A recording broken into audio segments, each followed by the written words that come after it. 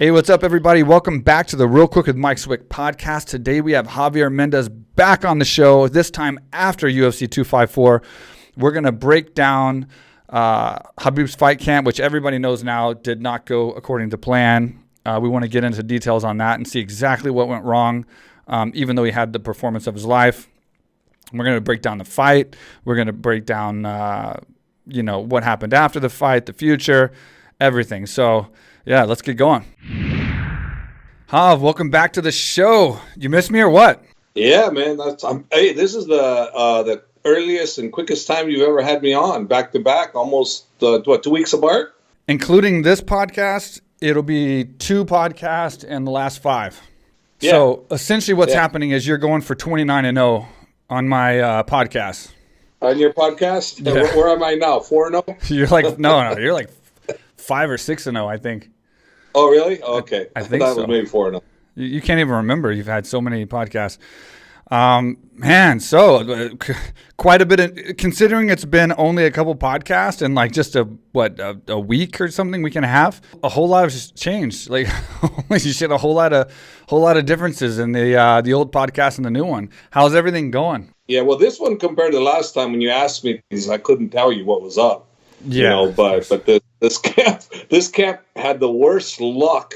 I couldn't believe we were dropping like flies. It was unbelievable. I mean, here you are in the greatest facility on earth, right? Yeah. The Nas Training Center and the Nas Complex owned by the Prince. This is his private gym. Yeah, we had the greatest everything, accommodations, greatest hospitality you could ever ask for. Perfect environment. My jobber, who's our basically host, he's become like our big brother. You know, he takes care of us really, really well. And we had everything. The Prince is, very accommodating for us. So we had all the luxuries, all the amenities we could ever ask for. And first thing first, I show up here a week early so I can, deal with the jet lag, which there was. I got here early. Jet lag kicked my butt, but I got adjusted. I started working out, training to get ready for the guys to get here. Well, Khabib shows up about 5 days after I do, and he comes in and he has the mumps. And I'm like, what the hell's the mumps? And I go, because in the good old US of A, we have vaccine. We don't have the mumps. We haven't even heard of the mumps, right? So I'm like, what the hell? I look it up. It's a 2-week, basically, death curse. Yeah. You're out. So I'm like, oh, crap. When did you get the mumps? Oh, the day before his father's event that he threw in Russia. Yeah. So that was on a Thursday. He got it the day before. So he shows up that week. And I'm like, oh, crap. So he couldn't work out. He didn't work out at all. He got here on, I believe, the 11th, right? September 11th. Didn't work out. Couldn't work out. He couldn't work out. He was sick. So then come Monday, the following Monday, which was the 11th, 12th, 13th, 14th, 15th, about the 16th, he said, okay, I gotta work out. He's got to work out. We can't be going 2 weeks without any workout. Something we got to work out. So he worked out really light on Tuesday. And then Wednesday, he seemed to get a little bit better. And then Thursday, before training, I'm like, where's Khabib? Coach, he's in the hospital. I went, oh, no. It got worse. So he was in the hospital for 3 days, bro, another IV and everything. And I'm like going, oh, man, this just couldn't have gotten any worse, man. I'm like, holy moly. I'm going, oh, my gosh. So I'm like freaking out, bro. And then we're still training the whole thing, waiting for him. And I'm thinking, we're fighting probably, I wasn't for sure, but I was thinking either the second most toughest guy or the toughest guy, behind Conor. And I'm going, and we're going to have this going on already, on top of the fact I don't have his father with me. Yeah. I'm like going, oh, my God, what am I going to do? And my mind is like racing. I'm thinking, man, if I had a healthy Khabib, I wouldn't be concerned. But I didn't have a healthy Khabib. I had a Khabib that wasn't healthy at all. So he started training, he gets sick. Then he gets out of the hospital 3 days later. He can't work out still because he's got to rest. So he rested another 3 or 4 days, right? So we're already almost 3 weeks into camp. He still hasn't been able to really work out. Yeah. So finally, he gets to work out, and he works out light that whole week, right? And it goes, Coach, we got to do the sparring. I go, absolutely, we got to do the sparring. We're way behind the 8 ball. Yeah. So he does sparring, right? And the first sparring session, I was like, no, shit, we're in trouble. There was a lot of things, but there was his first one, so I'm like, okay, it's gonna get better. The rust. Then we had the first sparring session was on a Friday, and that was we're here almost a month already, bro. So we had our first sparring session on a Friday, and I'm going, oh man, not good. Not good at all. And I'm thinking, oh shit. Then Monday we had another sparring session, and he looked almost double what he did on Friday. So I'm thinking, okay, I'm starting to feel comfortable, and I'm going, good, okay, yeah, all right, we're good to go. Then all of a sudden, Wednesday comes, second round, he's going for a takedown, and all of a sudden he stops, and I'm like, what's going on? What happened? I go, why did he stop? And because, he's such a warrior, he doesn't show any pain. Yeah. And I'm like, what's going on? And all of a sudden, his foot, right? And I'm like going, I just heard it. Oh, it's real bad, blah, blah, blah. So, okay. So he continued to spar that one out, right? And I'm thinking, but it was obviously very bad, right? And next thing you know, we take a couple of days off, and then he has an x-ray, broken toe. So I'm not going, shit, and then a broken toe. We're 3.5 weeks out from the fight, 3.5 weeks out, broken toe. And I'm like, great. This is all we need. Great. So now we're in that situation. And on top of that, the other guys were getting the mumps because it was highly, highly contagious. So we had another fighter, actually 4 fighters got the mumps, They got thrown out of their fights. Umar got thrown out of his fight. Not only did he get the mumps, he got staph. Yeah. He got out of the fight. And then Islam Magomedov, same thing too. He got thrown out of his UAA Warriors fight because he got the mumps. And I'm like, oh my God, what's next? And a bunch of guys got staph, and it was just one thing after another, man. And I'm like going, this is a cursed camp. We had the greatest facility, had the greatest host, had everything going for us. But the camp itself was bad, and I'm like going. So anyways, long story short, Khabib, I said, hey, I'm telling him, you should cancel the fight. I think you should cancel the fight. He goes, no, coach, that's fine. No, I'm not going to cancel the fight. I said, all right, okay, all right. I mean, you're the fighter. I mean, that's what you want to do. I guess you're going to have to fight through it. Then he goes, yep, I'm going to fight through it. And I'm going to cancel the fight, And I'm like, well, can we at least look to get into a cortisone shot or something like that? And of course, that didn't work either. So we couldn't do that. I'm like, okay, well. Yeah. Now the lidocaine, I think you can't have the lidocaine if they want you. So you have to get the cortisone by itself, and then it still hurts just as bad. Yeah, but he didn't get the cortisone. He didn't get no cortisone shots at all. Yeah. So anyways, we're going into the fight with a broken bone. We couldn't train, and then finally he had to train, bro. We had to train. So we got actually almost 2 full weeks of training. Almost two full weeks of training. So we went back to train. He really couldn't step on the foot. He couldn't check, couldn't leg check, knowing full well that Justin was going to come after that leg like a mother. And I'm like, the very first thing I told him on first day of camp, he's coming after your leg. If I was him, I would come after your leg. I would tear your leg up.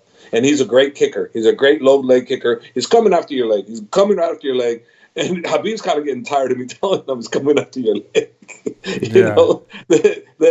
I said, hey, that's my job. I have to figure out what's the weakness on him, and I think that was one. So that was one of the areas. So anyways, long story, fast forward. So he started training, and his last sparring session, he looked fantastic. He just looked like I said, I got Khabib back. And it took a short period of time for it to happen, Swick. It wasn't like, it took time. No, man, it's like, boom, all of a sudden, fight night, I was ready, so confident. And it was all because here. And he says to me, Coach, he goes, hey, my toe is broken, but my mind's not. And I said, that's good, because that meant that, no matter what was going to happen, the toe wasn't going to be a factor. And we couldn't use the toe as an excuse. So if things didn't go our way, I wouldn't be talking to you about the toe. I wouldn't even say nothing about it, because that's sour grapes, because all fighters get injured. All fighters come in messed up. I'm just explaining the truth of what happened. And also there's a video that I put out there about the snake, the eagle and the snake. Yeah. Going back. That was a boo-boo too. That almost took us out, because like a dumbass me, my camera guy, Len Dempsey, who does a podcast with me, he said, hey, let's there was a thing about bringing a cheetah in, because Khabib's deathly afraid of animals, bringing a cheetah in, to the NOS training center to give him a scare. Well, Len says, well, why don't you bring a snake? They're deadlier, la la la. And like a dumbass, I'm thinking, It's not my idea. It's not something I wanted to do, but I'm thinking, okay. So we were filming the documentary. So I said, okay, but film it. It's not my idea. It's your guys' idea, not mine.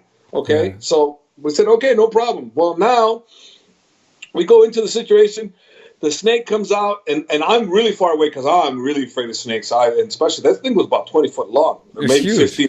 So it was a huge damn snake. And I'm definitely afraid of snakes, bro. So you doing the cobra thing, screw that. I wouldn't even got 100 yards near the cobra like you got. You were right there. But anyway, so the snake comes out, and I'm like, make sure I'm pretty far away, right? Because I don't want to be near it. And I'm filming, and all of a sudden the handlers let the snake out right behind those guys. And they're like, oh, my God, they're all scrambling. They're running all over the place. And you can hear me, ha, ha, ha, ha. I'm laughing. All of a sudden, boom, boom, boom, boom. And then I look, and then I see Movlid, one of the fighters. He's got blood coming down here. And I'm going, what the hell is that? And then Khabib goes, my teeth hit his head while they were running from the snake, because Movlid is deathly afraid of snakes too. He hates them with a passion. So he was so scared, and they were going hysterical, right? So he ran and boom, hit his head, and I'm just thinking flashback. I go, with all the bad luck here, I almost allowed, and I did. I allowed it. So it's my fault. Nobody else's fault. My fault. I allowed that to happen. You know how I am, right? About strict, and I allowed this to happen. Can you imagine what would happen if he would have lost his teeth, or worse yet, been out of the fight because of dumbass coach? I'm like, so I'm making fun of the idea of me being an idiot. Yes, 100%. So we had that too. So it's just a bad thing. But coming into the fight, he was 100% mentally ready to go, 100%. Yeah. And I had no doubt as far as what he could do. But what my doubt was, and this is something that I didn't know.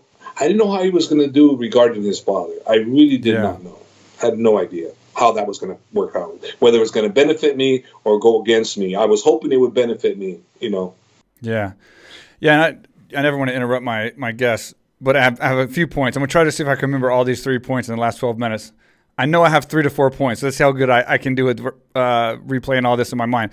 Number one, yeah, you're absolutely right about the podcast. I remember the first podcast we did, and I was just like, oh shit, like how much can we talk about? Because you're trying to find out about Khabib and his fight camp, and you want to say all positive things, and it's like, everything was so negative. So I totally remember that was like, oh, shit, like I was nervous too. Number two, I want people to understand that when you say he had a shitty first sparring session, like understand you as a coach, like you're very, that doesn't mean he did shitty. That means he just didn't do as good as what you wanted. Obviously, you're very strict, and a good sparring session for you is a good sparring session. So anyone else that saw that sparring session would have probably thought it was fantastic.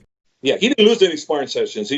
But he was shitty compared to the plan. Yeah, and then number three, when you told him to back out of the fight, and you said they should back out of the fight. Obviously, this is a fight that he can't really back out of, but good for him for not backing out and winning the fight, because you told me the same thing in one of my fights, and I should have backed out. You had that same conversation with me, and you tried to get me out of the fight. You tried everything in your power to get me out of that fight, and I wouldn't back out, and it turned out to not be so good. Good for me.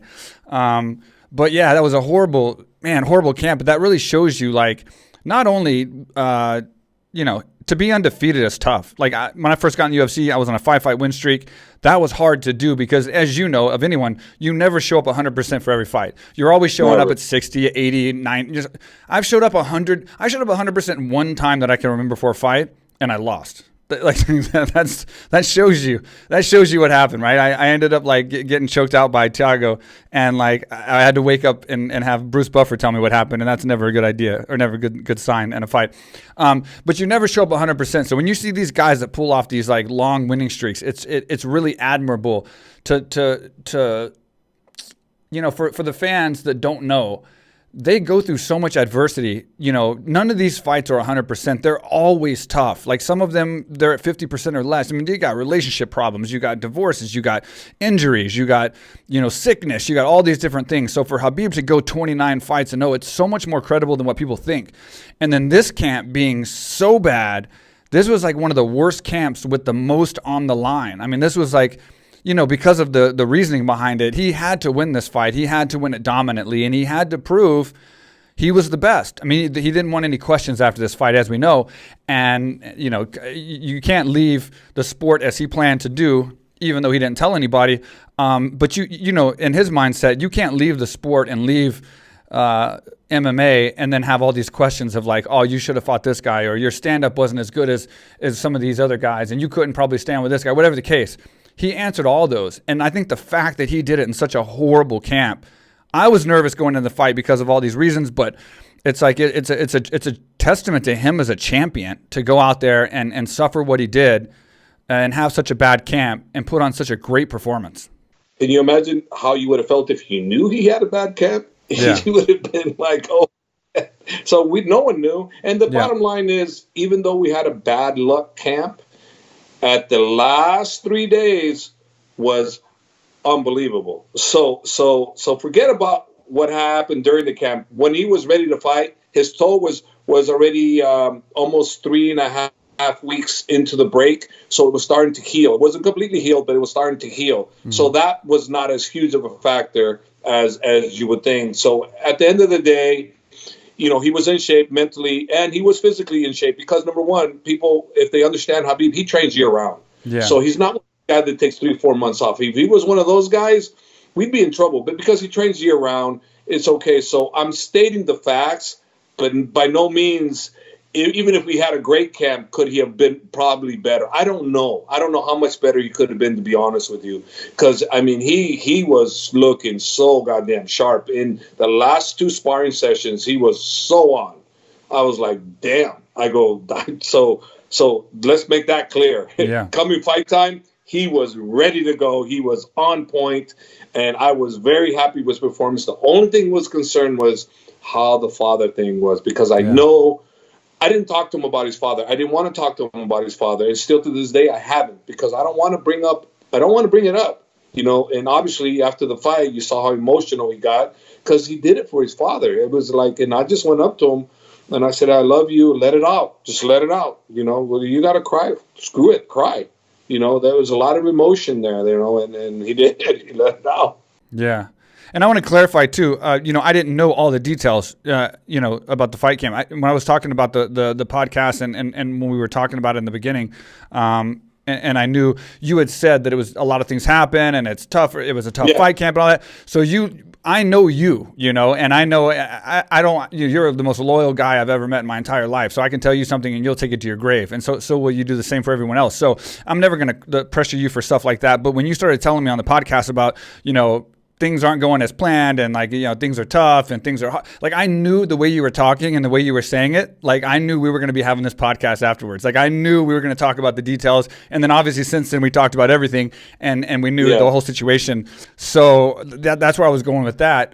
But how is it? So after the win, we saw the win, we saw the emotional retirement. He put his gloves down and how was it backstage? I saw you with footage and stuff, and how was he, and how were you, and how were the team when y'all got away from the cameras? The emotions settled down a little bit, and you guys were in the back, kind of really taking this in that he won this fight. Well, I was happy because he did what I knew he could do, and I was so pumped, And then when he's doing his speech and talking about he's hanging him up, my mouth just dropped. I was like, what? Yeah. I was like, huh? I go, where did this come from? I was saying the same thing. What happened to 30-0? Father's plan. What happened? I guess father's plan worked. Father's plan, right? And he held that from me, and for good reason. And he should have. He shouldn't have told me. I wouldn't have wanted to know. I didn't want to know. I wouldn't have wanted to know. So he did the right thing by not telling me, and let the world know when he let the world know. I mean, whether his corners, his people that had been with him since he was a child, that they were with me, had they known, I don't know. I didn't discuss it with those guys, and I'm not going to. He's retired. He's retired. That's it. There's no, why are you retiring? He already explained it. You don't got to explain it to me. Exactly. I'm behind him 100%, and that was it. That was it. So that's the end of the story. But was I shocked? Absolutely. At the very end, how was it? It was great. It was great. It was like, we accomplished something that I feel that it's the greatest lightweight of all time. And me, I'm being biased, but very well could be the greatest fighter of all time. But of course, that's being biased, because it could be a number of 2 or 3 other guys that could be in that slot before him because of longevity. But as far as accomplishments and dominance, I've yet to see anybody that's in the top 3 pound for pound best of all time have the dominance that he did. So that's why I would put him as the greatest of all time, because of the way he dominated. The longevity is one thing, the amount of titles is another. But what he's done and how he's done it, and no one's done it better. No one's done it better. No one. And that's just my opinion. But It's as a not, lightweight, everybody knows, pound for pound, lightweight, he's the greatest lightweight of all time. Here's the thing. I agree with you and disagree with you at the same time. And you know what? I never get into controversy, and I almost made a tweet yesterday that I probably would have regretted, because I don't want to get into controversy. But I think, without a doubt, 100%, Khabib is the greatest fighter of all time, and I think he's the greatest sports athlete of all time, and I'm going to back that up with this right now. Now, first, I want to say Jon Jones has been really upset that he took the number 1 spot and knocked Jon Jones down. Now, he's been really salty about it, and the way he came across, he's losing a lot of fans because of that, because he's being disrespectful in a time that he shouldn't be, because Khabib just won the fight. It's been 24 hours. It's like, let him have his moment. And I want to say this first and foremost to not only Jon Jones and to the fans out there. I'm a huge Jon Jones fan. I'm a fan. I know he fought Daniel Cormier. I know we were against him in those fights and this, that, and the other. But I'm a huge Jon Jones fan as a fighter. I think he's one of the best to ever do it. He's beat some of the legends of the sport. He's done it in an outstanding fashion. But this is my point when you're talking about the greatest pound-for-pound fighter of all time. Khabib went 29-0. He won 29 fights and never lost but 1 round. And the thing is, even now with, 2 rounds. You're counting the one against the new one. The one with Justin, he lost the first round on 2 of the scorecards. I don't see how he lost that one, but whatever. Either way, 2 rounds. He lost 2 rounds, but both of those fights, he absolutely destroyed his opponent, and there was no question mark. So there was no decision. There was no question mark, and that's the worst thing he's ever done. In 29 fights, he's lost 2 rounds, and that's it. And then also he's won every fight. Questionable rounds. Questionable rounds, and he won them all, and he beat everybody. I mean, he demolished everybody. He never was in danger of losing a fight in his entire career. So you take that, and he had 29 fights. And I'm comparing to Jon Jones now. And again, I all due respect to Jon Jones as a fighter. I think he's one of the best to ever do it. But you compare that to Jon Jones. Jon Jones had 2 fights taken away from him because of cheating. First of all, he used an illegal move to win a fight, and he lost to Matt Hamill. I was there front row for that fight, and he did a great performance, and it was a great fight. But nonetheless, he did use an illegal blow, and it cost him to lose that fight. Now, you can say he didn't lose the fight by getting finished or dominated or whatever else, but he chose to use an illegal blow, or it was an illegal blow, whatever the case. That should be a mark against him. He also had a fight overturned to Daniel Cormier because of failing a drug test. So that's 2 fights he's had taken away, which were flaws. I think those should be judged as flaws. He's also had multiple rounds lost, more than Khabib, in fights. We obviously know that. He's had a split decision win, which means that was a questionable win. And he's had questionable wins that weren't split decisions as well, to the fans. It's arguable, whatever. He's also outside the ring, I mean, we could go on about that as well. He's had arrests, he's had this, that, and the other. I just think when you look at the overall, and Khabib has won more fights than he's won, and he's done it in impressive fashion, and he's never cheated. He's never got disqualified. He's never had a fight overturned. He's never been close to getting beat. And he's barely lost 2 rounds in the entire time. I don't see, in my opinion, how you could possibly put him under Jon Jones for those specific reasons. Jon Jones made a comment, and he said, he was saying a lot of things about, like, one of the things that I, if I remember correctly, that he tweeted was, I guess I'm going to ask for the heavyweight title because they're just giving stuff away now. I thought that was super disrespectful to Khabib. Khabib didn't get anything given to him. He beat everyone in the division. He left, and there's no question that there's nobody left that can beat him. or at least that thought they could beat him. There's nobody stepping up on the internet right now like, you should fight me before you leave. You know, how many times has that happened where somebody's left a division, even Henry Cejudo, people's left a division, people's left a sport, and all these people jump up like, you should have fought me, you should have fought me. Nobody's saying a word. Nobody's jumping up and saying, you should have fought me. Number 2, he demolished everybody. Number 3, he answered every question. I mean, people who argued about the fact, his stand-up may not have been as good as it should have been, or he, wasn't as good as, say, Justin Gaethje or Tony Ferguson, whoever else's stand-up. He answered that question on his closing fight. I don't think there is any reason why he's not at the very, very top of that list, in my opinion. So I have to disagree about that. I think not only in the 155-pound division, I think he is the greatest sports combat athlete of all time. My opinion, stamp on it, and that's just how I feel. Well, like I said, I'm in your boat, but I'm his coach. So, and then also too, realistically, what really counts more than anything is the masses. The masses, they're the ones who are going to vote you. They're the ones who are going to say. And in all fairness, the debate is still open for Jon, because in all honesty, if he wins the heavyweight title, it's going to be kind of hard to not to give him that. When you become a two-division champion, it changes. I get it.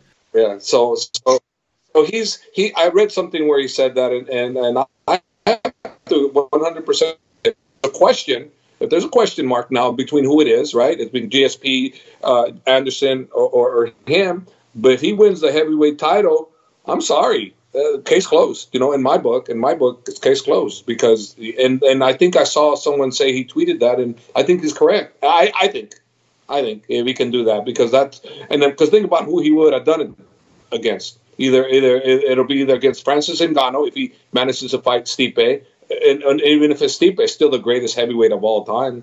But Hav, but he could win. First of all, he's had questionable fights in his own division. He's had split decisions and questionable fights and lost rounds in his own division. Yeah, but to beat the great heavyweight of all time, greatest heavyweight of all time, and to be as many title defense. I mean, like I said, it's not for me to judge, because I'm not saying. I believe that if he's able to accomplish that, I believe that there's no doubt that the vast majority of the people are going to label him the greatest of all time. But for me, that's fair. Right now, it's Khabib.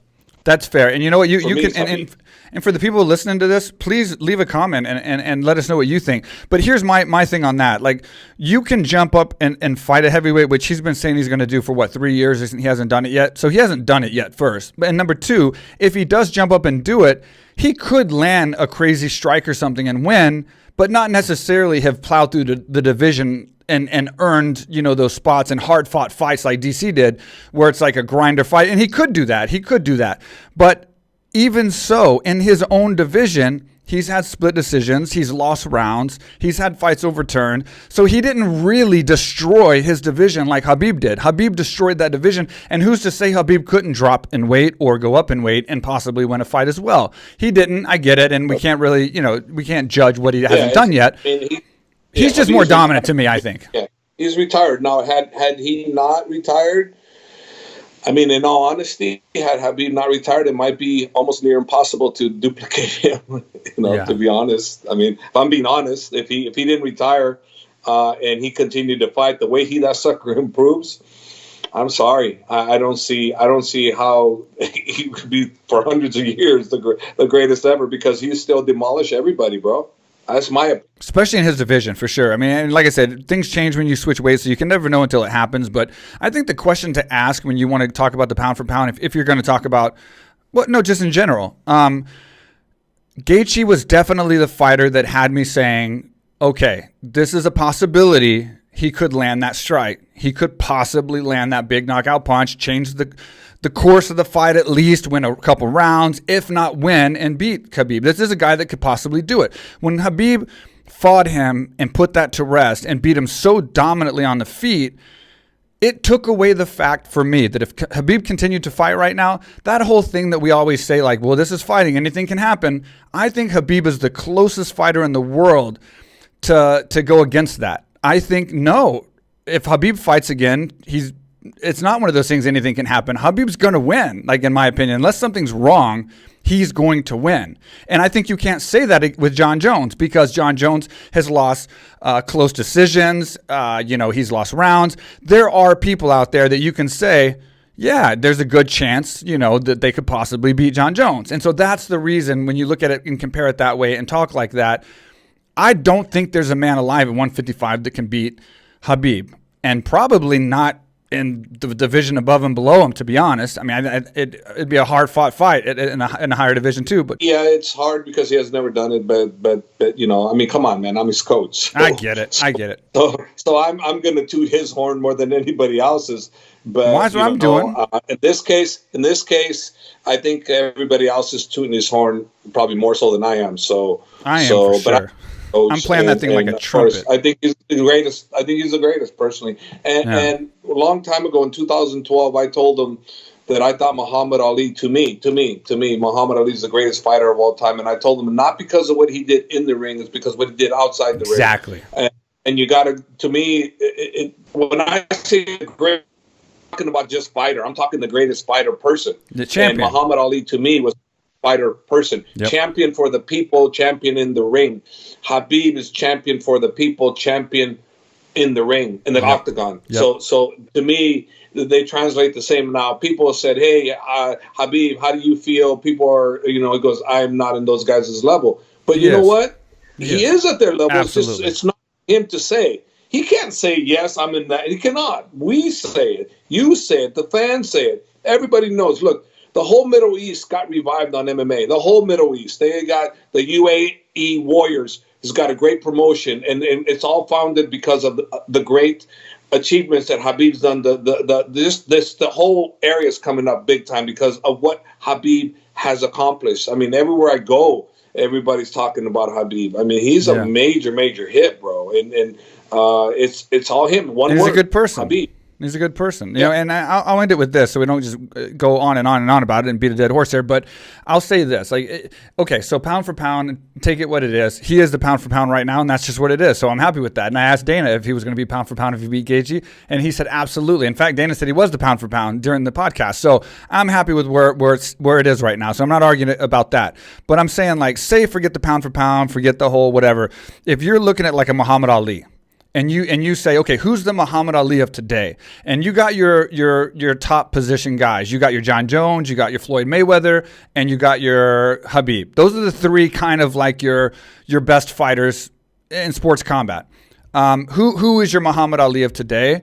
I think there's zero doubt it's Khabib. There's zero doubt Khabib is the ambassador of the sports world as far as combat. Who else is building gyms? Everything he does. Gyms around the world for free. For underprivileged kids, is Floyd Mayweather, is Jon Jones working foundations to do that? Khabib is. Before the pandemic, they're going to open up all kinds of charity stuff. In the UK. He's doing all those things. Who went out and helped all those kids build wells to bring drinking water and all that? Khabib. And who is doing all these things? None of these other guys are. He is. So he is doing what I'm talking about. He's doing for the people. And then Floyd and John, they're doing some good things too, but they're not far and above what Khabib's doing. No way. Right. No way. At least I haven't seen it. Yeah. I haven't seen it. I mean, they're good guys from what I see. They're good people. People love them.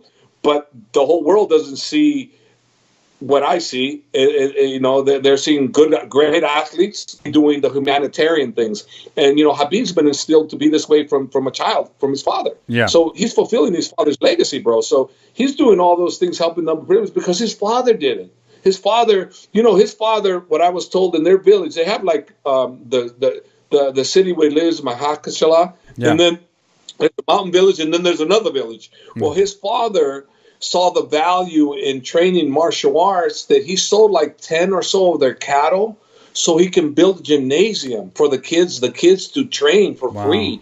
And everybody thought that he was crazy. Like, why is he doing this? But that was his father's driven mission to give these kids an outlet, and they molded these kids.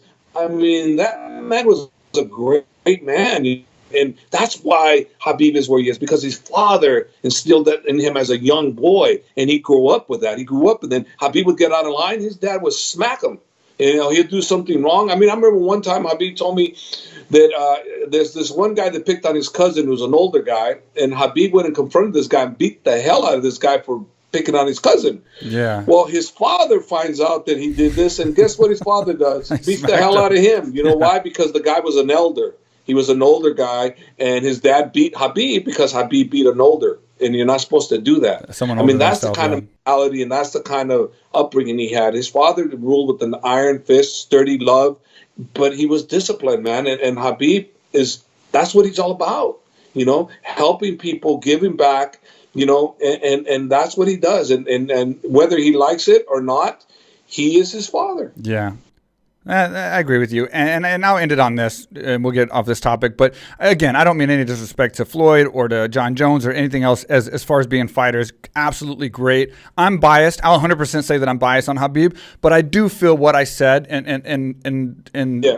what I just went over was all true. I do think it is based on factual information that you can look up and that you can watch and that you know. But I am biased, and so I don't mean any disrespect. But we'll move on because obviously we go on for days about it. I just love Khabib. You love Khabib. No, listen, but when it comes to fighting, pure ring fighting, to me, Floyd Mayweather is the greatest of all time. Pure ring fighting. The masterful, the craftiness of everything he's done, the spotless. He's the greatest of all time in my eyes. We're not talking about just that, but we're talking not in the ring. We're talking outside, how you handle your wife, how you handle your friends, how you handle the fans. We're talking, to me, the greatest of all time is how you handle the whole scope of things, not, for me, ring fighting. No. If I'm going to say the greatest of all time, I'm going to say this is the greatest ring fighter of all time. But Khabib, to me, is a great fighter around. He's the greatest around, He's the greatest there, So that's why I consider him the greatest, because of what, like I said to him earlier on, it's not what Ali did in the ring, it's what he did outside. To me, that's why, to me, still to this day, as a boxer, Muhammad Ali is the greatest of all time to me. Not as far as what he did inside the cage, because to me, I think Floyd wins that department. Yeah, I see what you're saying, and the point is, as a boxer, he's a beautiful boxer. I mean, he's like a near perfect, if not perfect, boxer. When you look at MMA, there's no one that's really near perfect or imperfect in MMA. No. So Khabib wasn't obviously to that level as far as like boxing, kickboxing, Muay Thai. There's too many elements. So as far as getting it done, winning fights, he got it done, won fights, fortitude, mentality, strength, and all that. But I get what you're saying as far as like, yeah, I totally understand what you mean about as far as a sport and who operates that sport, like a Tiger Woods type situation, with the finesse and with the, I get what you're saying. So there we go. We kind of still gave some credit away a little bit there, but let's get to the fight really fast. What went so right on the feet? What did y'all work on, and what went so right on the feet? Because I was sold, just like the world, because a lot of what Khabib said wasn't true, apparently, leading up to this fight. He's going to take the fight down over and over and over and over. It's it's no secret, and that's what he's going to do. He didn't. He went out there and he fought toe-to-toe with one of the most violent, vicious strikers in the sport, and actually put from what I saw, in my opinion, he put panic, and this is no disrespect to Justin. I absolutely love Justin and think he's a fantastic fighter. But he put panic in Justin's face on the feet versus where he usually does it on the ground, and had Justin kind of running away, and he was landing. And then when he would take punches, Jesus, he was like a Terminator. I mean, he took like a couple really hard punches from Justin and didn't even like phase. I mean, he didn't even stop moving forward like the Terminator. Tell me about that. Yeah. Tell me about the preparation you did with him and how that all played out, and how did we see this? Because I wasn't expecting that. Well, I expected Justin to be as great as he was because I viewed everything. I didn't pay attention to Justin. I was asked in 2019, one of the reporters goes, "What do I think of Justin?" I said, I don't. Because at that time, he wasn't even to me, he was still one or two fights away from me going, okay, this just exciting as hell. That's all I looked at. Right. And he was reckless. I looked at him as a reckless, fighting as hell, do or die type of guy. That's what he loves, So I didn't think much. So when they asked me what I think, I said, I don't, And then of course, everybody, all eyes are on him when he fought Tony. With what happened, and the way he operated with Tony was a master. In my opinion, it was a master performance. And I'm like, oh boy. Yeah. Now I got fight in my hands. Yeah, before it was like, Me too. where's that wild, crazy guy? Yeah, exactly.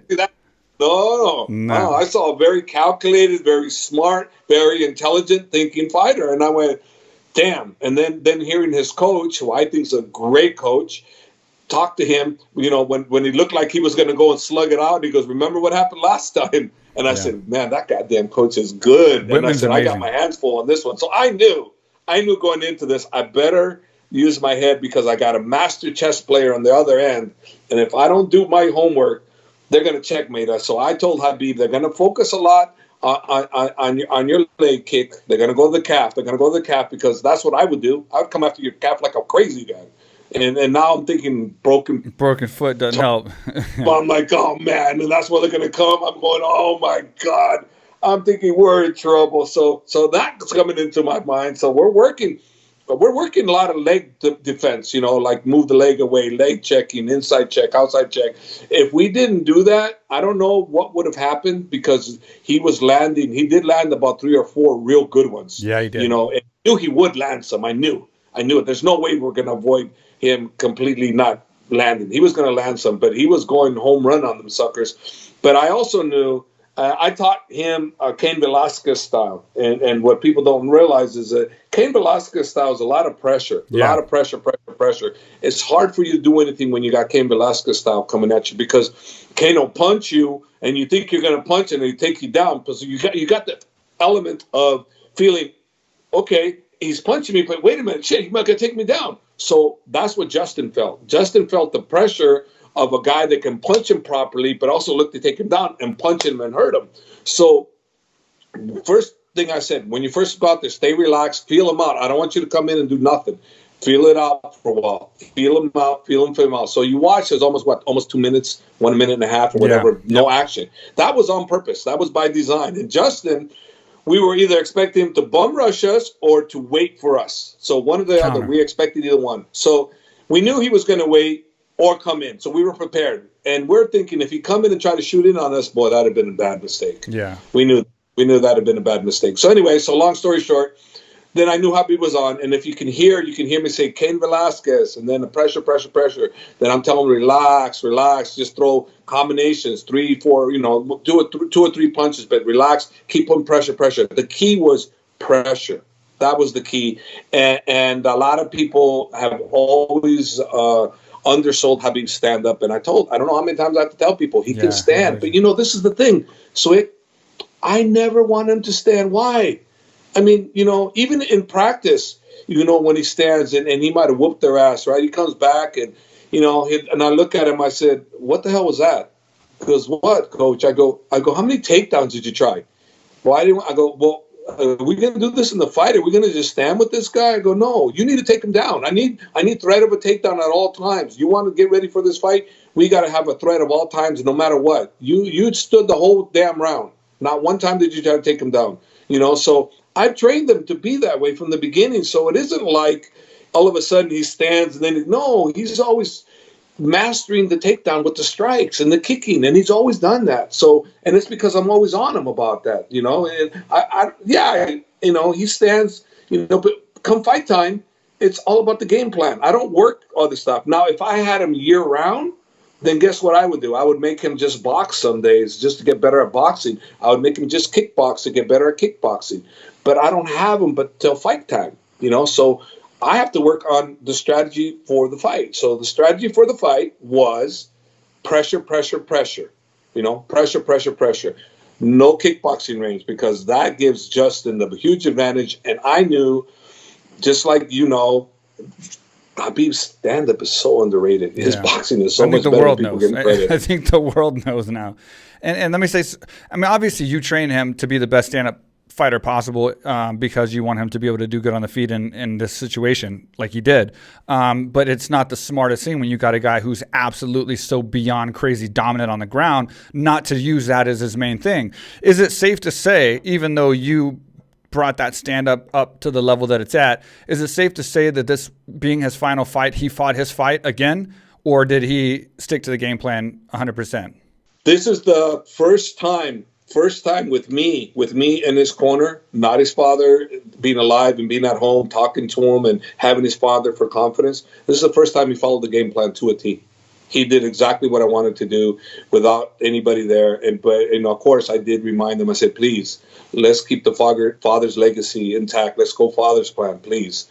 And he goes, okay, coach. And he did. He followed father's plan better than when he fought Dustin. He was better prepared.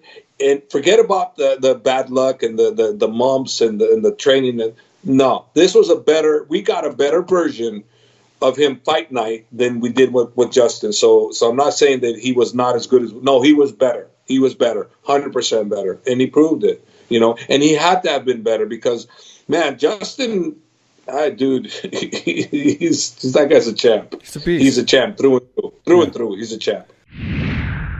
All right, guys, I want to take a second to thank our sponsors. Our first is Manscaped, the official trimmer of the UFC, and now the official trimmer of the Real Quick with Mike Swick podcast, the best below-the-waist groomer and product on the market by far. Now you can save 20% by entering code QUICK at checkout at manscaped.com, manscaped.com. I always stress the ED, .com. Enter code QUICK, and you get 20% off and free shipping. So order now. And that helps them know that I sent you. And you support the podcast, you support Manscaped, you get the best groomer, works out for everybody. And as always, this podcast was brought to you by AK Thailand, the world's premier luxury training resort here in Phuket, Thailand. You can find out any information that you need at akthailand.com, or you can email us at info@akthailand.com. We are still offering our reopen special. So when people come after the quarantine, for you guys that want to come after the quarantine, 30% discount on all group training if you pre-book now. That saves a third to help you pay for your flight, to help you pay for your expenses once you get here. You can book online at akthailand.com. We can also do visas for 6 months or for a year because we're official school. Email us at info@akthailand.com, and we can go ahead and set that up for you, get that processing so that when this quarantine is over with, you can come here for 6 straight months or a year and just get away from everything in a safe environment. Enjoy the islands, enjoy the great food, enjoy the great people, and enjoy the best gym ever built. I'm a little biased, but I think it was. What's up, everybody? I am here in Thailand. This is the first time I've ever been here. Been dying to come here for years. Mike Swick, he's one of the big reasons he's been trying to pull me down here. What he built down here, AKA Thailand, is incredible. There's people here from all over the world.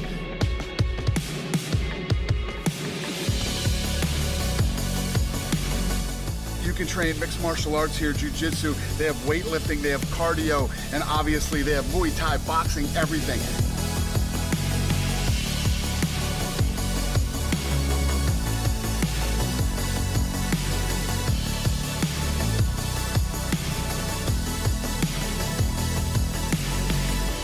I'm telling you guys, I know everybody wants to go to Thailand because Thailand's so cool, but you can't come to Thailand without coming to AKA Thailand.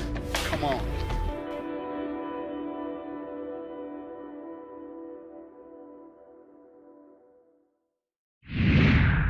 One thing else that was very strange about this fight, not very strange, but just a little bit different. And maybe it was either a rush to get the fight over with, or maybe there was just some kind of reasoning behind it. What was the reason, in your opinion, that he was doing so much BJJ and trying to finish the fight with a submission versus his normal ground and pound abuse? Was he just trying to get the fight over with without causing much damage and trying to punish Justin, do you think, in some weird way in his mind? Or do you think he was just trying to get the fight over with fast, and he's obviously really good on the ground and he took what he could? But from the first time he went to the ground in the first round and the second round, he went straight for submissions. Like, there was no normal ground and pound positional type stuff. He really liked Justin, so he didn't want to do any ground and pound. The other guys, yes, his family's right there. And everything. Normally, a lot of people go, well, he didn't finish it. Well, it's because he didn't want to. He wanted to punish him. That's what he does, you know. He enjoys doing that. Put a submission, he'll go to it. And then the one area that was to Justin's disadvantage is he's never had any fights where he really fought off the ground much at all. So he has not been there too. So that was an area that was lacking on his part. It doesn't matter that you train in the gym all the time. You haven't done it in the real fight. So it's kind of hard when you go up against a master like Khabib, who is, in my opinion, the master's master on the ground, of MMA. He's the master's master on the ground, bro. So it was easier for Khabib to easily go against somebody that, you know, is world class and as badass as he is, he hasn't been on the ground on real competition. And that was a huge advantage for us. And that's where I felt like we would dominate for damn sure. No way in hell we were not going to dominate there. But the stand-up was the area where they had their best chance in the low leg kick, which, let me tell you, had he landed maybe 3 or 4 or maybe even one more leg kick to that same spot, the first one he hit him with hurt pretty bad. Yeah. Habib was limping pretty good after. So Habib goes, Coach, he goes, why did you tell them to leg kick me? Why? Why did you tell them our game plan? Why did you tell them? I said, well, you know, I wanted to make worth your while. So I told them they gave me money. So I told them the game plan. He goes, well, you're a bad guy. Why did you tell them that? Why did you tell them the game plan? I go, well, you know, what can I say? I wanted you to work for your money. That's how effective what they came at was. That was the right game plan. They did come in with the right game plan. For sure. When was the point? Because I know there had to have been a point. And I had the up-close angle because I was watching on TV, and I saw the multiple angles and all that. And I'll tell you where I saw it after, in my opinion. Where was the point in the fight where you saw that, or did you see that look in Justin's face where maybe you thought, okay, this fight's going to go downhill from here? When Justin started backing up. Yeah, because you don't see that. Who is he backed up against? He couldn't handle the pressure. And I knew that was something they wasn't used to. Yeah. He's the pressure guy. He's not used to being pressured. So when he couldn't handle the pressure and he was backing up, and you got to remember, you self-sabotage yourself. He kept saying, I'm going to stay in the middle of the cage. Yep. I'm not going to be near the cage. If I go to the cage, it's like suicide. Well, that was a mistake. You never say that. And he said it too many times, and I said, oh, okay, so even though he probably didn't mean it, but he said it too many times. Yeah. So when it started happening in this movie, back in your mind, you're going, "Oh man, wait a minute! This is not my land." So see, you can't do that. You gotta stay pinpoint. It's like I told you straight up. I was dealing with a master chess player. His coach is a master. Absolutely. That guy is a master. You know, and I knew I better be on my game because that coach was going to be on his game. And if I gave just a little, that coach would have checkmated my ass. And I knew it. So that's why I had to come up with exact precise. And that's why I was on Khabib, you know, like I told you, you know, like he did the sparring session. And it was like, I go, what was that? I didn't see one takedown. I go, look, you know, we talked about you need to do 5 rounds of this. Well, how the hell are you going to just go into the fight and practice takedowns if you don't do it here? I need you to do it in here. Yes, coach. Yes, coach. And he did it. You know, like I said, the last sparring session, unbelievable.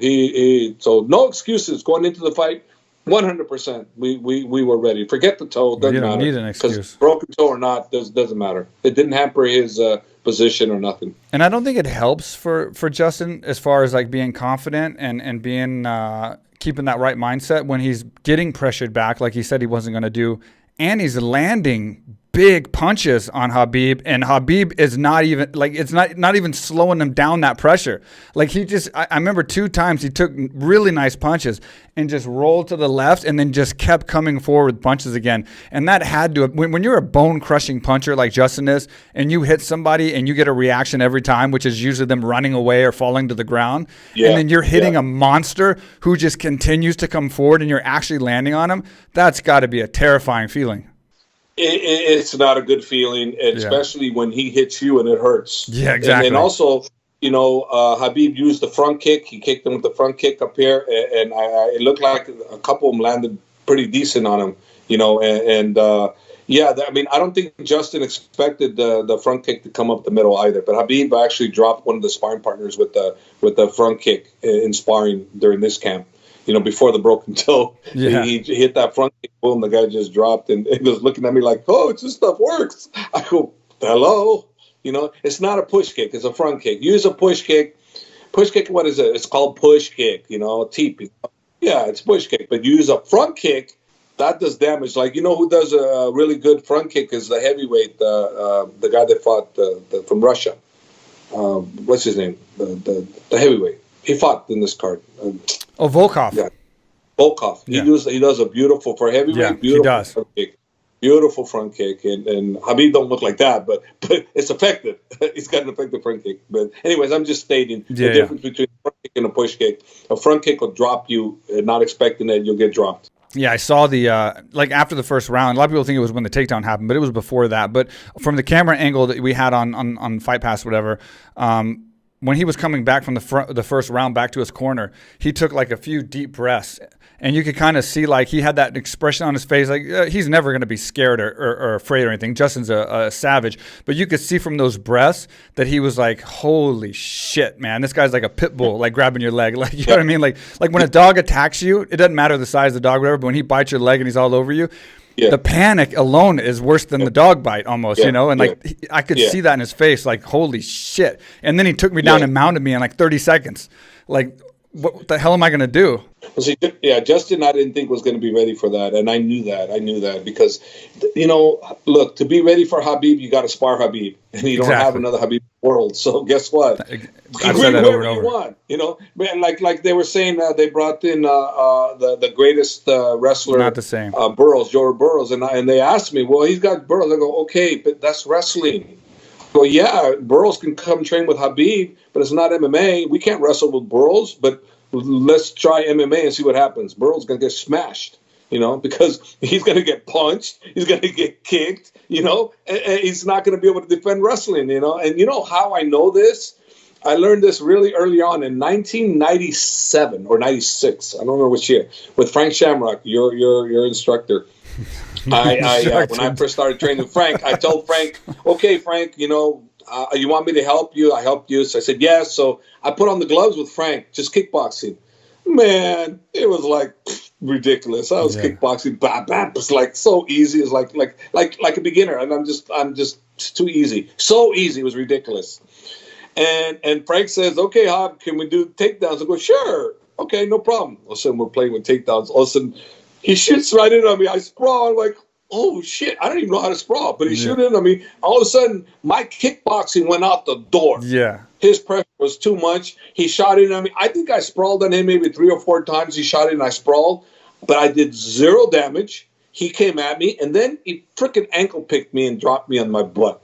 Yeah. But I had nothing for him. 0. And I said, that's when I learned pressure, and then the wrestling, how it changes the whole freaking game. And it's, I'm kickboxing, whatever. Oh, I'm sparring Grace Shamrock. Yeah, okay, well, do what he does. Yeah. Different ball game. You know, I'm not the king. He was the king. You know, he made me look like an idiot. Yeah, and I guess this guy name was Burrows or whatever, but if he was coming in and not just doing takedowns, which is probably what they had him do, but if he was putting pressure on Gaethje and landing hard, powerful punches and shocking Gaethje with them, that would have been a whole different story to prepare him for. Yeah. When Gaethje's underestimating the stand-up of Khabib, and then now he's got this guy that he's supposed to be beating on the feet, landing punches and taking the punches that should be knocking him out, while also knowing that he could take him down off the cage. That changes everything. Yeah. Also, the welterweight champ called him because he's friends with Khabib, and he said, "Hey, brother, you know, I'm going to spar with Justin. Are you cool with it?" Khabib goes, "No, brother, absolutely. This is not. This is a profession. Usman. You know, you're good friends with him." Wasn't it Usman? It was Usman, right? They did that. Yeah, he sparred with him. But he asked Khabib, you know, like, "Hey, you know, are you cool with it?" Khabib was absolutely. Khabib don't care. Yeah, he doesn't care. It's like, hey, you know, he's not gonna take nothing away from him. It's like, you know, hey, you know, help him, help me. I mean, no problem. You know, and it is what it is. I mean, he was very gracious about that. You know, and hey, like I said, you got to prepare for Khabib. You got to have Khabib. So if you don't have Khabib as your sparring partner or someone that's almost identical to him, how are you going to prepare for Khabib? Kind of hard. I've said that for so many fights, and now that he's done, I'm so glad because I can never be wrong because it's true. I've always said you don't know until you feel him. Until you feel Khabib, you can't possibly prepare. I don't care how much you talk to people, how much they tell you. They don't probably remember, honestly, after an adrenaline-packed fight, just how it felt and how dangerous it really was. And you know, so it's like until you in the training room or you fight him and you get to feel that kind of pressure. You're not going to know. You can't really prepare for that kind of shit. He's like inhuman. Yeah. It's like a freaking cyborg. Yeah, well, it's like this, bro. I say it and people don't fully understand. He is the only person that's never lost a sparring session. I never said rounds. I said session. Never in his life since I've known him has he lost a sparring session. He might lose a round here and there. Never lost a sparring session. Never been submitted. Never been close to being submitted in actual MMA. sparring. Never. The only time I seen him close to being submitted was one time with Kyle Crutchmer. Kyle Crutchmer, I was like so shocked. Dude, I was about to go grab my camera and go, oh, okay, I got him. I'm going to film him and get actually tapped out. And he got out of it. And I was like, how the effing hell did he do that? Then he was caught dead to right. Kyle Crutchmer was like, how the hell did you get out, man? I had you. It's like, no. He's a phenom. That's just the way it is, man. I didn't even know that. That's crazy. I believe it, but I didn't know that. Yeah. Think about this. Cain Velasquez, as great as he was, Cain Velasquez has almost everything I've ever here. I taught him so many years. He is so good everywhere. He's lost sparring sessions, and Daniel Cormier's lost sparring sessions. Luke Rockhold's lost sparring sessions. And those are great fighters. Khabib, no. And I want people to understand when you say something like that, people that don't know that are watching this podcast, an AKA sparring session is not like a normal sparring session that you would envision being a fan, like where two guys go in there and just spar. Usually you're sparring at least two guys. So like it's usually like you're sparring two guys. If not two guys, you're sparring a fresh guy. So they're getting switched in between each round. I'm pretty sure Khabib's not sparring one person for 4 rounds or 5 rounds for his fight camp. He's getting a fresh guy. So he may spar one guy, then another guy will jump in fresh on his second round when he's already tired from the first round, and then another guy will jump in on the third round. So when you say he hasn't lost a sparring round or a sparring session, that's saying a lot. That's saying a lot from an AKA fight camp. That's a hell of a lot. Yeah, exactly. Because I can't say that about anybody else. And Cain, and I'll say I've never seen Cain lose a sparring session. So you've seen something that I haven't seen because and Cain, Cain's lost sparring sessions, but very few, very few. And I've even seen us put like 2 and 3 people in one round against Cain because he would wear him out and beat him up. Is that not true? He used to beat up guys so bad because nobody could hang with him that we would have like one guy go 2 minutes, another guy go 2 minutes, and one guy go 1 minute. 3 guys he would go through in 5 minutes because he couldn't. Nobody could last 5 minutes with him. Misfortune and injuries. I mean, in all honesty, Cain should be regarded as the greatest heavyweight of all time and regarded as one of the greatest of all time, if not the greatest. But unfortunately, God did not intend that for him, or maybe stupid me, or who knows, I don't know, but it just wasn't meant to be.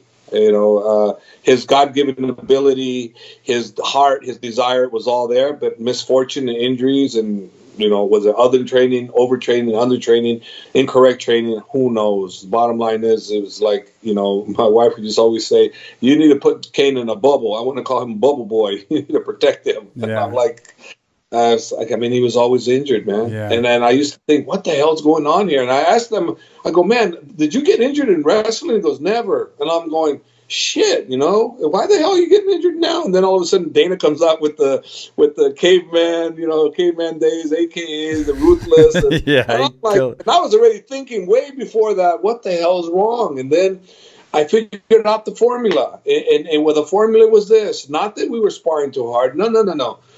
The fact that guys were sparring when they shouldn't be sparring. The fact that guys were injured and they weren't letting me know. The fact that guys didn't get proper sleep and they were sparring. The fact that guys didn't want to spar and they were sparring.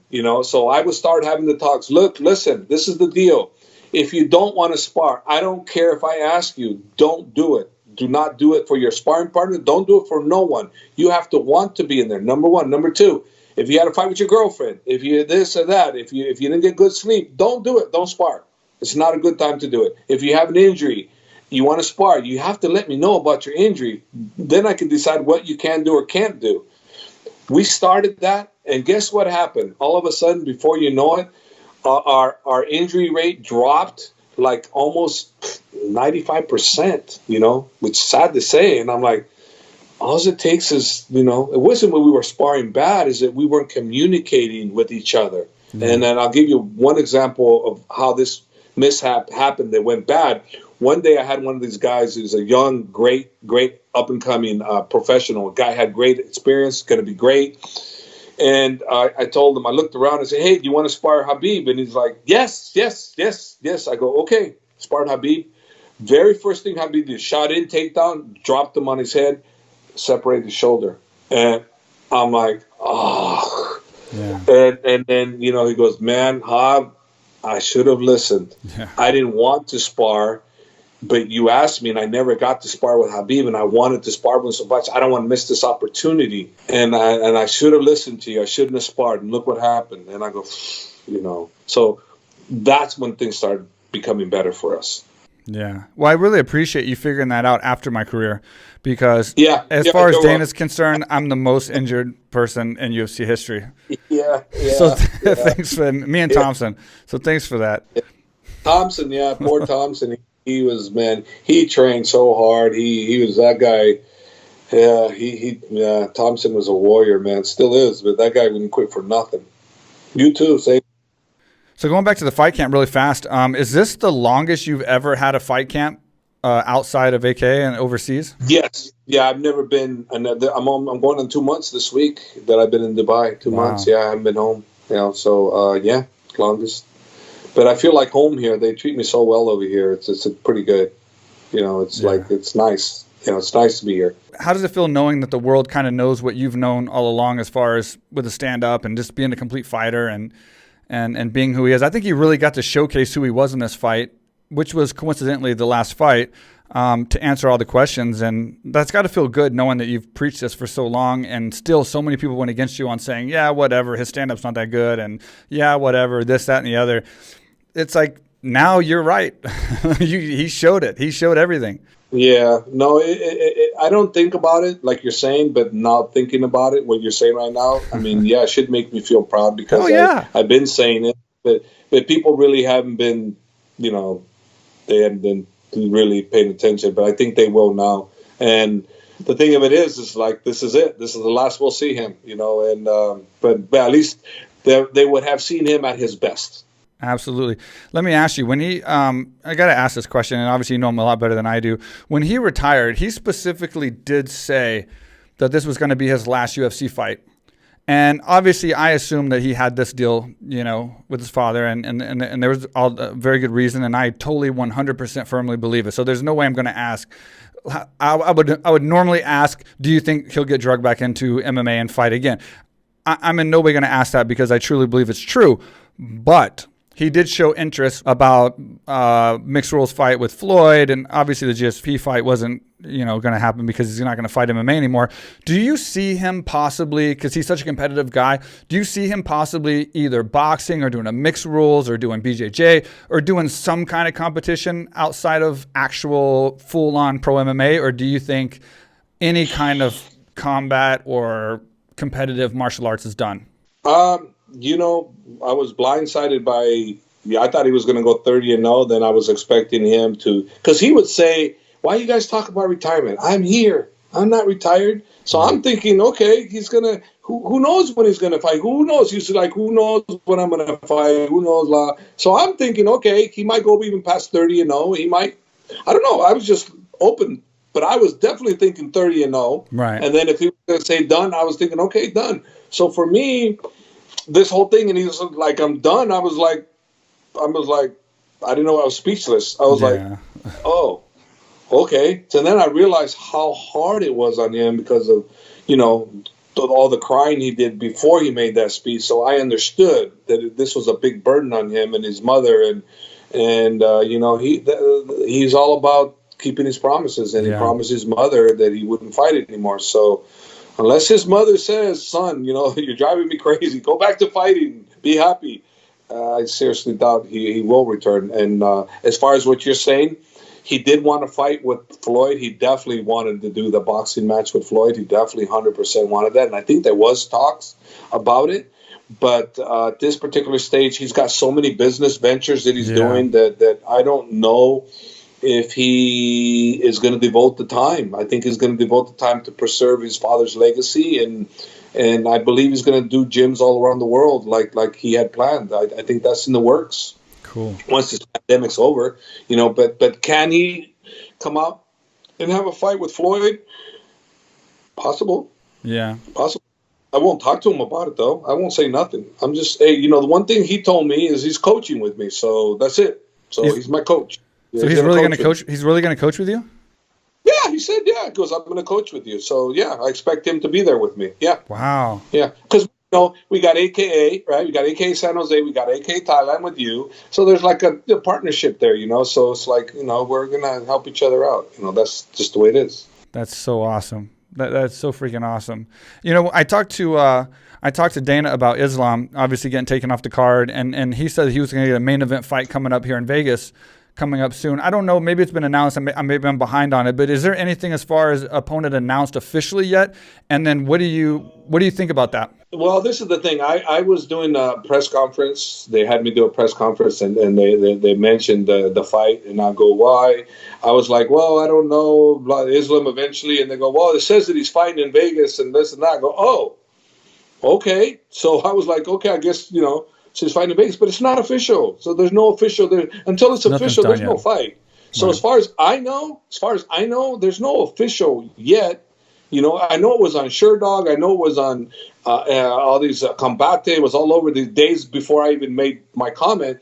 But as far as I know, you know, it's not official. So the reporters duped me into saying something that wasn't, because I didn't know. I have zero idea, and I never looked to see at the official site to see what is it, you know. And so no, but it's not official as far as I'm concerned, and I haven't heard whether it is official yet or not, or what's the date. I have not heard. You know, right. They're speculating. People are saying this day, that day. I just know that Islam is the closest thing to the next Eagles champion. He's the closest to, actually, of all AKA, if we include him in the AKA family, he's the closest one to a title shot. That's good. That's awesome. Let me ask you a couple breakdowns really fast. What is your take on the Uriah Hall-Anderson Silva fight coming up? Considering where they're at, like Anderson where he's at, but he's also Anderson Silva and then Uriah Hall. What is your breakdown on that fight? Fun fight. Could be very boring. It could be very explosive. You know, one thing's for sure. You know, it's going to be boring or it's going to be very explosive. You know, and somebody, if it's explosive, which is what I hope, someone's getting knocked out. I don't know who. But, I think so, huh? Those guys are great strikers. Both of those guys. Yeah. They're obviously both past their prime. One more so than the other, but they're still great fighters. It's kind of one of those fights where I don't know, for some odd reason, I would say at any other time, I'd agree 100%. It's going to be a crazy knockout, just flashy, crazy knockout. But considering kind of where they're at, and I think Uriah might play a little safer considering he was his idol. There's always that respect level thing. And then Anderson Silva also playing a little safer because he's older. I don't know. I agree with you. It's going to be explosive and crazy, or it could be completely unlike what we expect. One of the two. Or it could be. Yeah. It could be. It could be. I know. I'll watch it if I'm around. If not, I mean, look. Let's face it. Come on, dude. You watch fights for the importance of what that fight is, unless they're your idol or something, or unless there's nothing to do and you want to watch the fights. But you know, you tune in to see who's the best of the best. That's the way it's always been, you know. And there's not the best of the best. There's not potential best of the best. So if you're watching the card, there's probably some great guys on the undercard, which UFC usually does. They probably put some great undercard guys you want to watch because these are great fighters. They're going to be on their way up, and they're just using the name value of the great Silva and him to propel it. Because I mean, they're great fighters, and one's one of the greatest, you know. So I mean, Uriah Hall is a great fighter, you know, but Anderson Silva is one of the greatest, you know. Yeah. Definitely past his prime, but he's still a great fighter. Still whoop up on over almost anybody. So he still can do it, you know. But is it important? Is it going to bring either one of them to a title fight? Absolutely not. So how important is the fight? It's an entertaining fight. It's an entertainment fight, and hopefully it turns out to be entertaining. That's kind of the situation, I think. It could very well be a hell of an entertaining fight. Yep. Yes, and I'm hoping it does because they're both superstar entertainers. Yep. Absolutely. And then obviously. Khamzat Chimaev. Two-part question on this one. Do you think he's overhyped so far considering the level of competition, even though he is getting it done and doing it so impressively? Do you think he's a little overhyped, like they're overdoing it a little bit considering he's had such few fights? And then how do you see his fight going with Leon Edwards? Because that's a legit opponent right there. I don't think he's hyped. I think that he's jumping up the level of competition fairly fast. And I think Leon Edwards is as tough as they're going to come. And if he doesn't take Leon down and hold him down, I think he's in trouble. Leon's a master striker. He trained with us for 2 camps. We did? Actually, he trained with us for with his first loss was he trained with us because he didn't really know any wrestling, and he fought the champ during that time. That's his only loss. And but he came to us like 1 month of training. How you can prepare 1 month of training for the guy that's a great wrestler, and that was his downfall, was the wrestling. He's corrected that, and he realized that he didn't have to go overseas to get great training. He had it in his own backyard. So right. Leon created his own circle of experts around him. He don't need to go nowhere. He wants to start training camp against a good wrestler, good jiu-jitsu guy, good striker. Stay home. I got it here. I don't need to go AKA. I don't need to go anywhere. Stay here. So he did that, and look what's the result. Was he 8-0 now since then? He's doing pretty good. I don't know for sure. And he's handled everything he needs to. So if Khamzat can take him down and hold him down, we'll go see. But I don't know. I don't know. My gut feeling is, I don't know, to be honest with you. I don't know. I can't discount how good either one of them are, and I don't know how it's going to go. I really don't. I know Leon Edwards got the more experience in the UFC, but the other one's on a tear, and he believes he's invincible. He's like a Khabib 2.0, they're saying, but I don't know. I don't know. So far, he's proven he is. He's proven it. I'll give it to him. Hats off to him for taking this fight, because he's definitely, there's one thing of saying you'll fight anybody, saying you'll fight all the time. And there's another thing when you fight a guy that's on an 8-fight win streak, who's one of the best in the world, and you've only had a couple fights in the UFC, like, even with all the hype and everything, like, hats off to him for that, because we're going to know after this fight if he's legit or not. Yeah. That's for sure. Did you read his story about when Conor McGregor was talking about Khabib and how Khamzat was so pissed off that he got on the they tried to go to Ireland to go confront McGregor when he was an amateur. I heard something about it, but he tried to go over there and confront McGregor, but they wouldn't let him in the country. He goes, I try to go challenge him. It's like, you disrespect us. So this kid is, hey man, you're an amateur guy. You're going over there to fight arguably one of the greatest lightweight fighters of all time, which is in Conor, and you have no fear, and you actually go over there.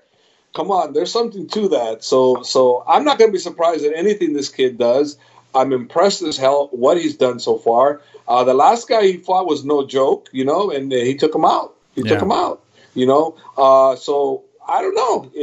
Will he get Leon? I don't know. If he takes care of Leon like he did everybody else, then what are you going to say? Yeah, and I'm not saying legit. He could. I just don't know about that one. It's. I need to see more of him. And right now, what I've seen is so damn impressive. It's hard to judge, right? What are you going to do when you meet that brick wall? What are you going to do then? Yeah. I don't know. Is he going to do this, or are you going to completely fold? I don't know. He hasn't met adversity yet. When you meet adversity, we'll see what you're made of. He hasn't met adversity yet. Well, we're celebrating Khabib in this podcast. Obviously for his greatness, and this is a very historic fight, historic moment. But you yourself, sir, even though I've known you for so long and you've been great and fantastic as a trainer this whole entire time, you've put yourself there. You've built the greatest fighter of all time. You're the greatest trainer of all time, technically in the sport. Like, there should be some credit there, and you've earned it. And how does that make you feel? You know what? I don't even. I knew you were going to say that. No, it's like, hey, I love what I'm doing, and you know what I'm always looking at is, honestly, like, who's next? Who do I got to work on? And there's some great talent that I have, but they're a few years away.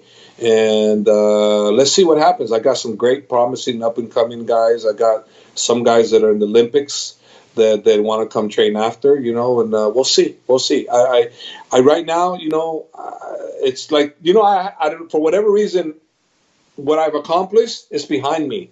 It's not. I don't bring it back up. It's there. Now, what's in front of me? What's coming? So I'm focusing on what I can bring back in, not what's behind me. That's done. My history's done, and I'm not looking to become the greatest nothing of nothing. I just want to be respected, with my peers, and I believe I am, and I give them the respect. They give me the respect, and that's my biggest thing, is to always be, in the top 10 in the world, as a gym, and I think we've proven that, and I'm hoping to continue on that. We don't have to be number one. We don't have to be number two, number three, number four, number five, number six. But I don't want to be 11, 12, or 13. Yeah. I want to be in the top 10. That was my goal, and so far, so good.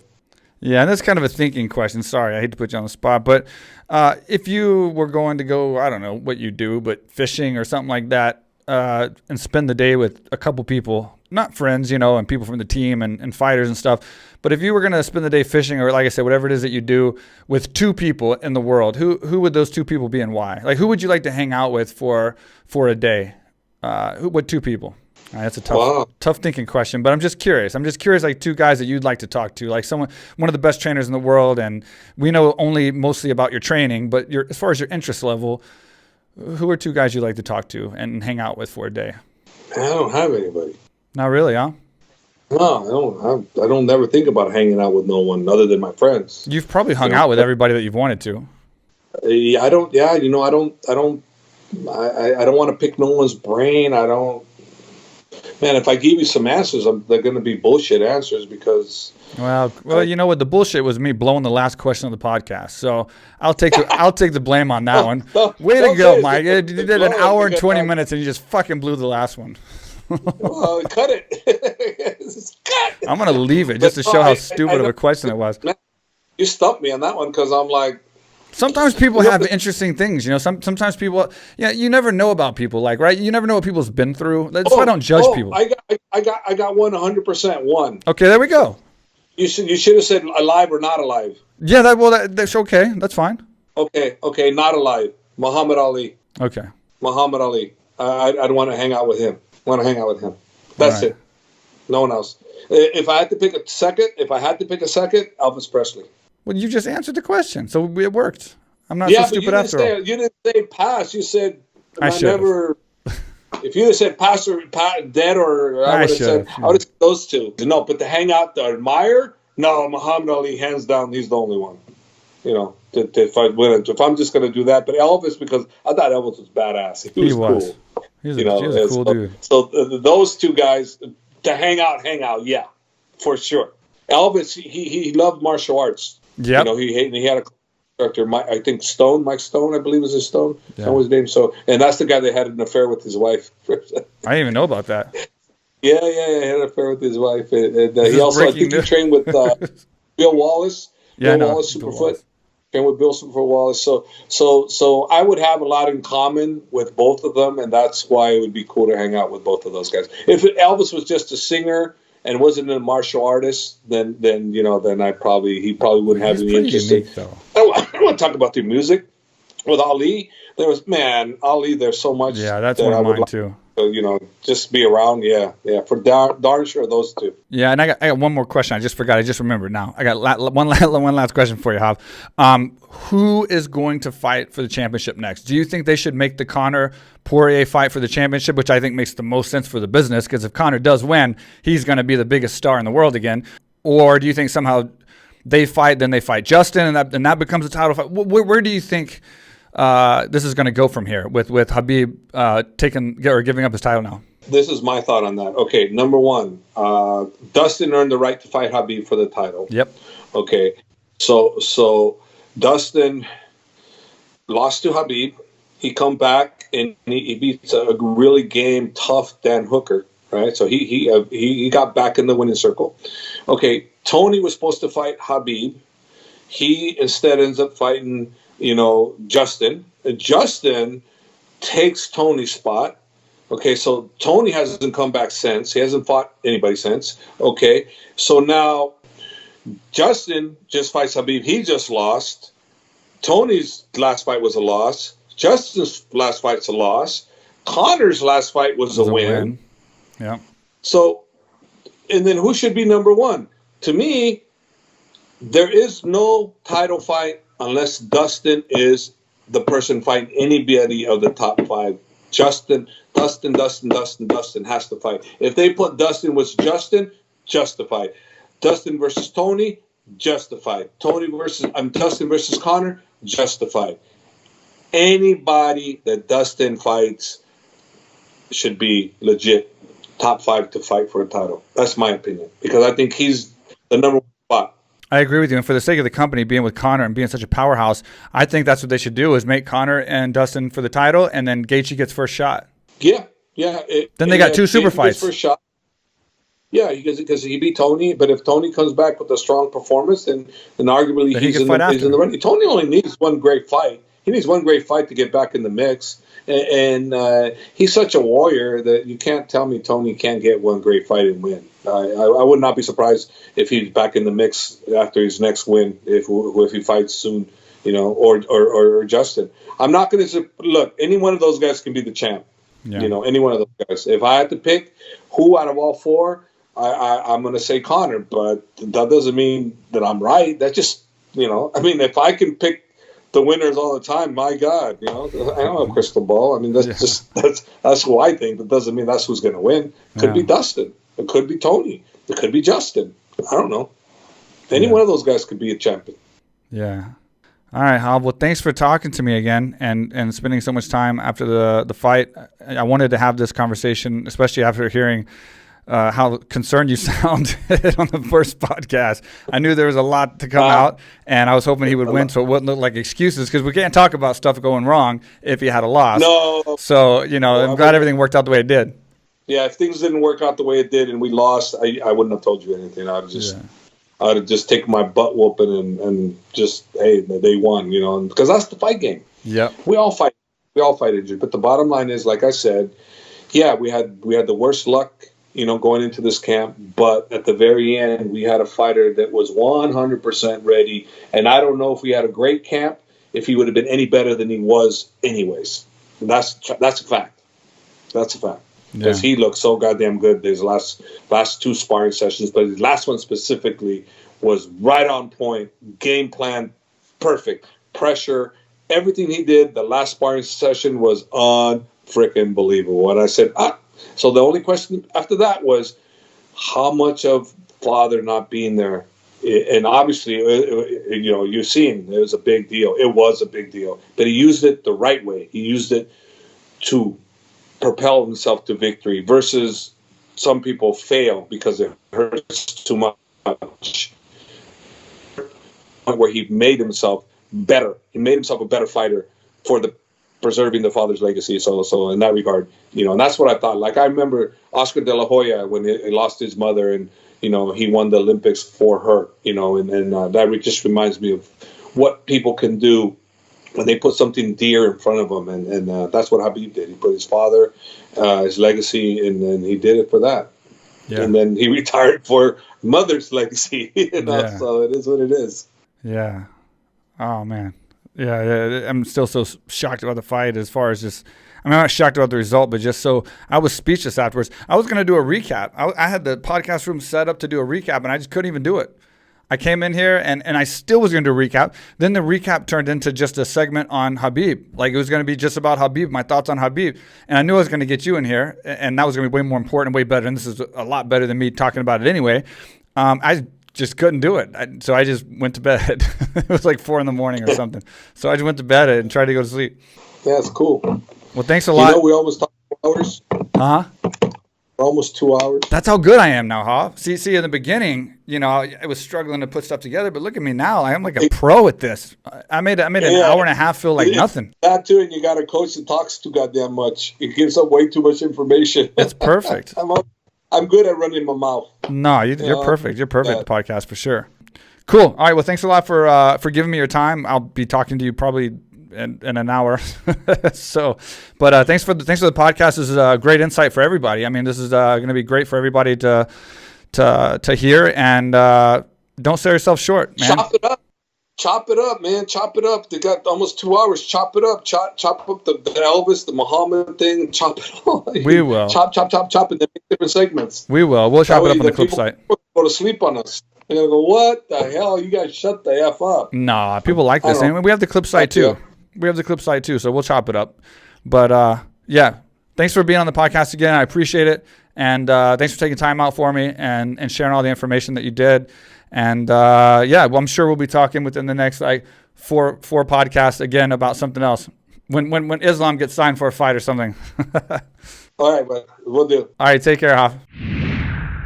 All right, there we go. Javier Mendez. What a great podcast with great insight to the camp and the fight and afterwards and everything. We got into all kinds of subjects. So, it's great. I talk to him every day and we can still have amazing podcasts where we can share so much information. It's so cool. So I'll never tire of having a Javier Mendez podcast.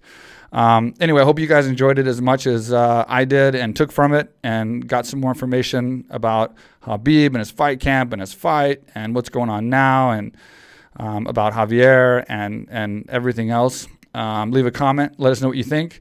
Let us know your thoughts on all the stuff we talked about, especially the pound for pound stuff. I want to know what you guys think. Am I right? Am I wrong? I'm biased, but it's factual stuff that I was saying. So I have to believe that the biasness is gone and I'm just right about that. But either way, let us know what you think about everything. Let us know who you want to see on the show. We got some big guests lined up. We want to keep these things going as fast as possible, kick them out as often as we can. We appreciate the support. We appreciate the positive comments. You guys have been fantastic. We've had Dana White on here recently. that was the last podcast. We had Khabib. Minotauro even came on in between Khabib and Dana. Javier was on before that, giving us kind of like a little bit of information before the fight. So anyway, let us know what you think. We appreciate the support. Thank you so much, and we'll see you next time.